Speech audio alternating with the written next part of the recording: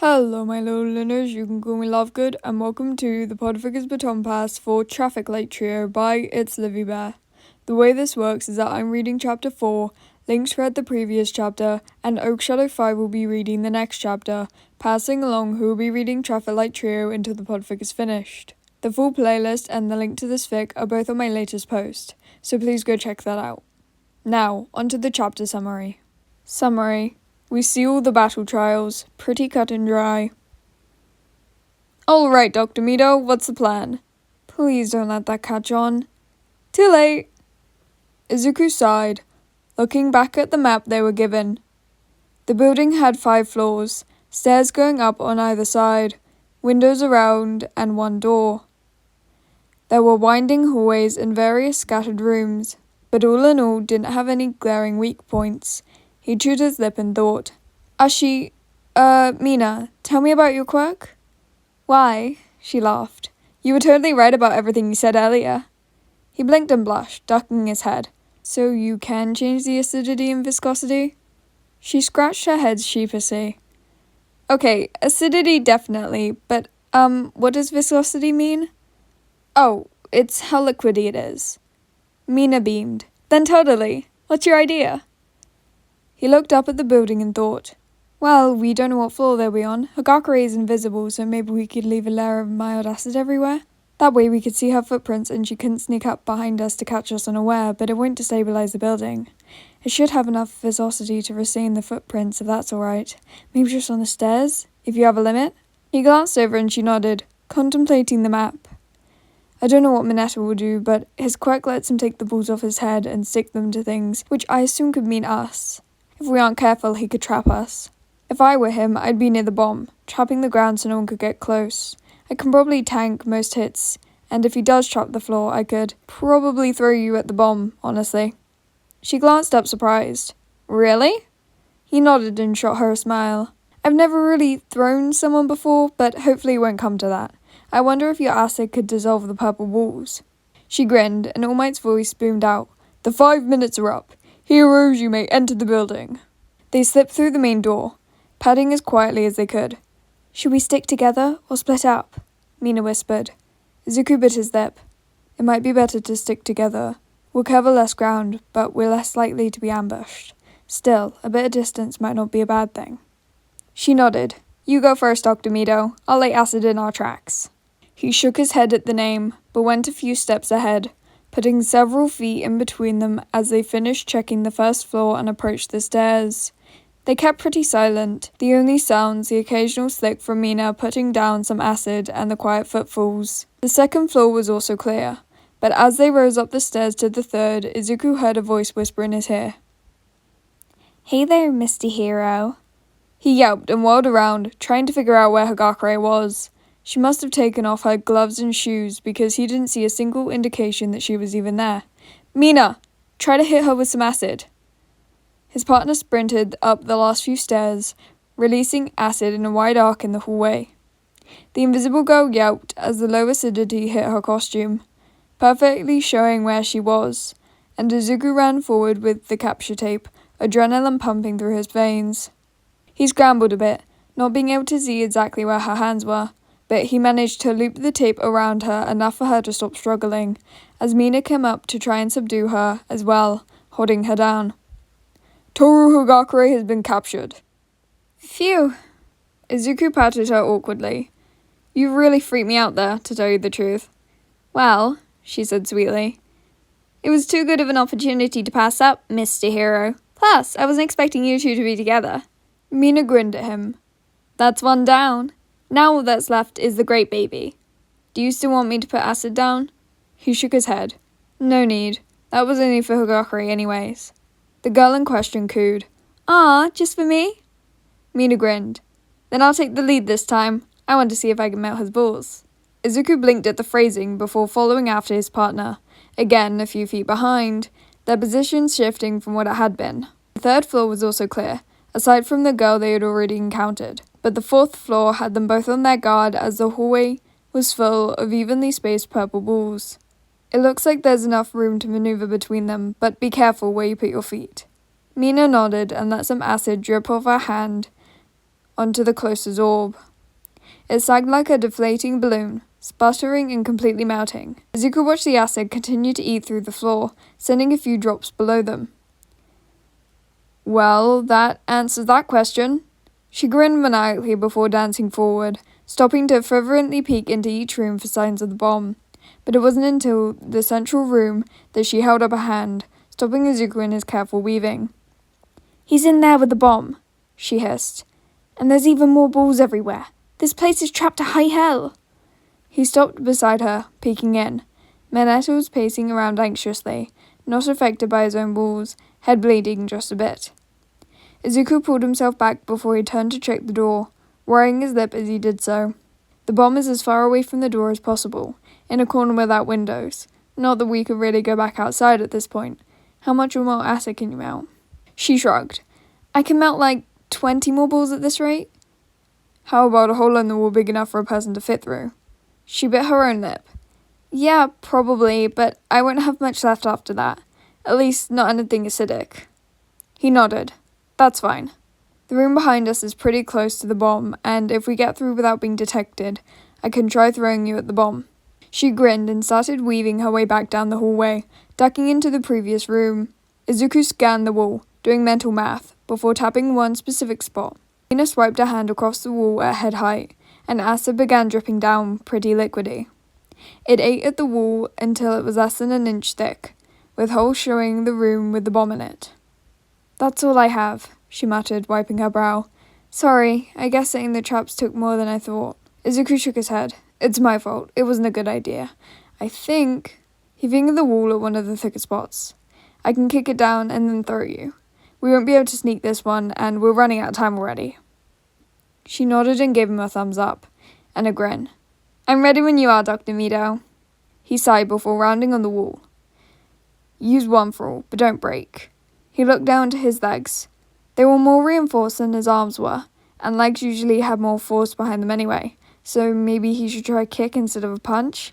Nah, he didn't know how to properly kick, and then it might just make a loud noise and alert Mineta that they were there. Better to stick with what he knew. He pulled his arm back, focusing on his quirk. 10%, just like last time. Shouldn't be too bad. On second thought, maybe 7 or 8 would do. The bruises were still there from yesterday. With a grand punch, the wall crumbled and exploded into the room, startling Mineta, who screamed loudly at the sudden noise. Not wasting a moment, Izuku grabbed Mina's stomach and legs, hefting her above his head like a lance. She squeaked as she was picked up, but stayed rigid to give him a better grip before he launched her in the direction of the bomb. She floundered for a moment, but reached out to grab onto the bomb. A buzzer sounded. Mineta still reeling and Mina still panting a bit from the adrenaline, and All Might's voice rang out once more. "The bomb has been secured. Hero team wins." Izuku and Mina both sighed in relief, Mina sliding down the bomb to land on the floor with a huff. "That was crazy, Mido. You lifted me like I was nothing. That quirk of yours is really something." He blinked and stammered. No, I didn't use my quirk for that." She paused and slowly turned her head. "You what?" Before he could scramble for a response, she continued. "You mean you just deadlifted me? Off the ground, no problem? Holy shit!" Mineta picked himself off the ground, still shaking. "And you broke down a wall. Was that without your quirk too?"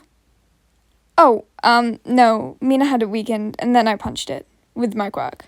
Mineta's eyes widened, and then he scowled, walking out while muttering something about first names and lucky bastards under his breath. Izuku helped Mina up, and they walked back to the observation room, picking up and releasing a bound Hagakure on their way. "So," All Might said upon their return, "who was the MVP this round?" "It was totally Mido." Izuku eeped and hid his face at Kaminari's outburst. "He came in like boom, pow! He knocked down that wall and threw Mina at the bomb. Plus, it looked like he came up with some killer plans." Yaoyorozu nodded solemnly. "His planning was excellent. I'm assuming Ashido laying down acid on the stairs was a way of detecting Hagakure? And speaking of, they were both pretty quick to react when she appeared." All Might smiled brighter, if that was possible. "Very good. I would also agree that young Midoriya is the MVP of this round, though everyone performed admirably. Next we have Yaoyorozu and Tokiyami as the villains versus Bakugou and Aoyama as the heroes." Izuku turned his attention to the screens, eager to see his classmates in action. His hands itched for a notebook, but he settled on fiddling with his costume. Yaoyorozu set to work putting traps and tripwires in doorways, while Tokiyami set up the bomb area, using crates and debris to cover up some of the windows and making the room darker. The rest of the craters was spent in adding shapes in the darkness, giving him some cover. After the 5 minutes were up, Bakugou stormed into the building, Aoyama trailing behind him with a pout after being yelled at. Izuku would only imagine that he had said something along the lines of, "Stay out of my way, you extra," and felt a twinge of sympathy for the French blonde. After the first few traps, an enraged Bakugou took to blowing every doorway up, spiraling to the top.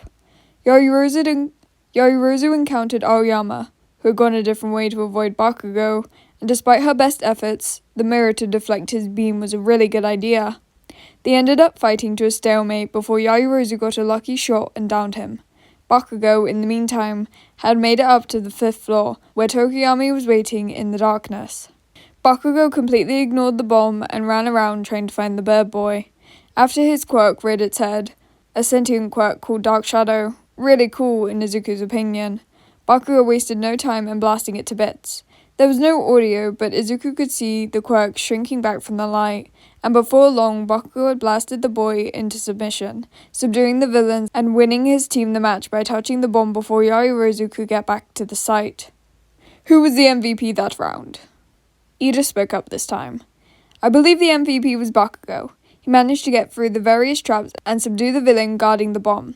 Even if Aoyama had not managed to stall Yaoyorozu, he would have been able to win his team the match by capturing the bomb. All Might smiled and nodded, agreeing with the boy before announcing the next match.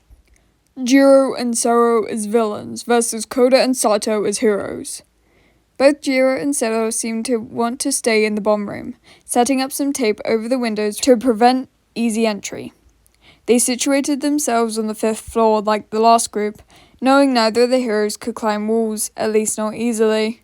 Koda called to some birds, who went and scouted out where the bomb was located, before the 2 tall students ran into the building, quickly climbing to the 5th floor. As soon as they entered, Jiro, an earphone jack in the wall, held up a finger to Sero, positioned on the other side of the door, waiting to ambush them.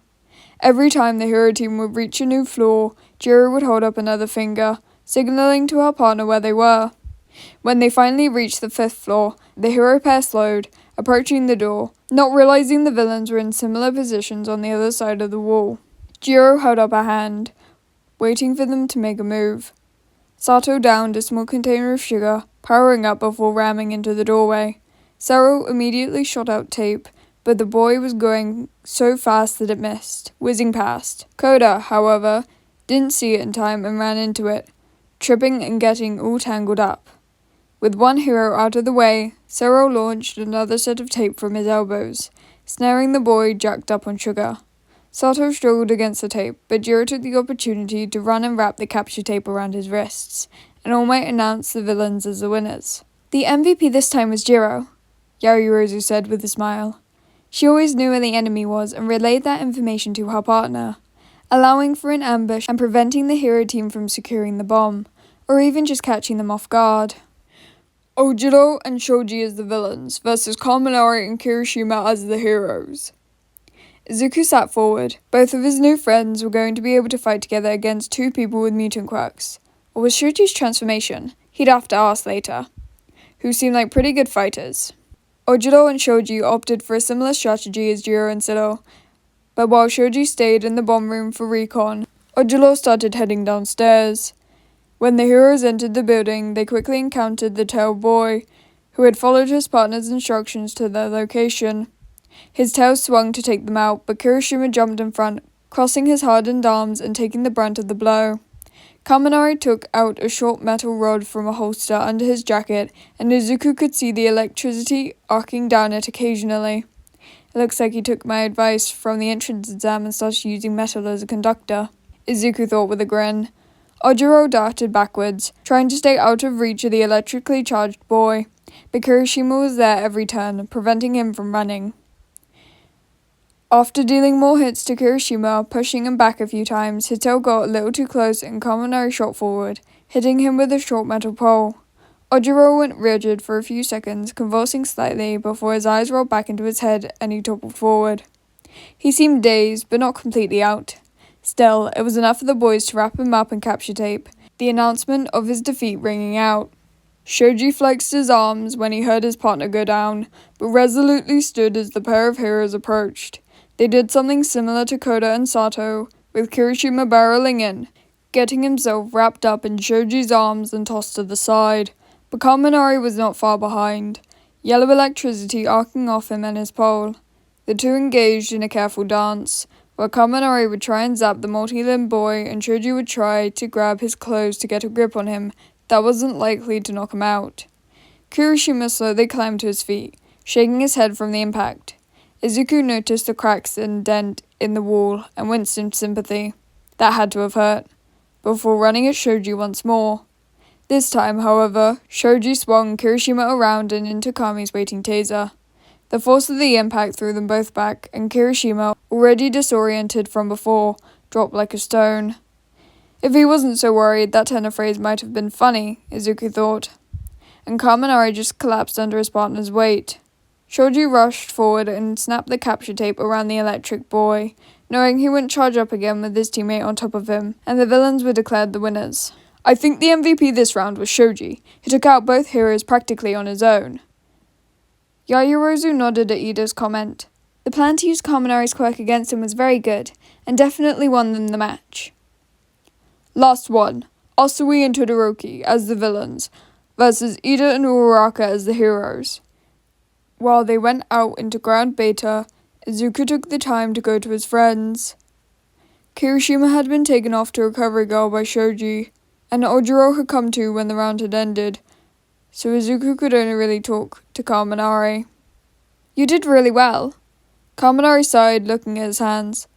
I don't know, Mito, accidentally hit Kiri and cost us the match. That doesn't seem very good to me. Izuku frowned and placed his hand in his friend's. You weren't expecting it, but you guys faced Ojiro and won. He definitely has a fighting experience, and you guys managed to take him down. Plus, you used the metal rod as a conductor, super smart. Kaminari grinned wryly. That was your idea, Mito. But yeah, it would be nice to be as good as fighting as Ojiro. It took two of us to take him down. Izuku sat next to his friend. I think you did great. Plus, it's the second day. We're not supposed to be the best yet. And hey, maybe we can ask Ojiro to teach us some martial arts. And that would be good for all of our fighting styles and quirks, don't you think? Kaminari smiled for real this time, no underlying feelings at all. Yeah, that's a great idea. Next time we'll kick their asses. They were interrupted by sharp gasps from the rest of the class. The match had just started and the building was encased in ice. Izuku quickly looked at the cameras to try and figure out what had happened, aside from Todoroki freezing the entire building. Asui looked a little sick, shivering uncontrollably, and Iida and Uraraka were trying to get into the building but to no avail. Eventually, they managed to chip away at the ice enough to get inside, but the time was quickly called and All Might announced the villains won. Asui was quickly warmed up, and Todoroki was unanimously declared the MVP, since no one else had really done anything. Izuku looked at him with a mix of admiration and worry. He was so powerful, but something in his uncaring attitude didn't sit right with Izuku. With that monumentous finish, the battle trials were over, and All Might dismissed them back to class. Next they had math, if Izuku remembered correctly, but he kept eyeing Todoroki. There was something wrong there, and he was going to figure out what. Alrighty, my little learners, that's a wrap of this one. Again, the full playlist and link to this fic are both on my latest post, so please go check that out. Bye, little learners.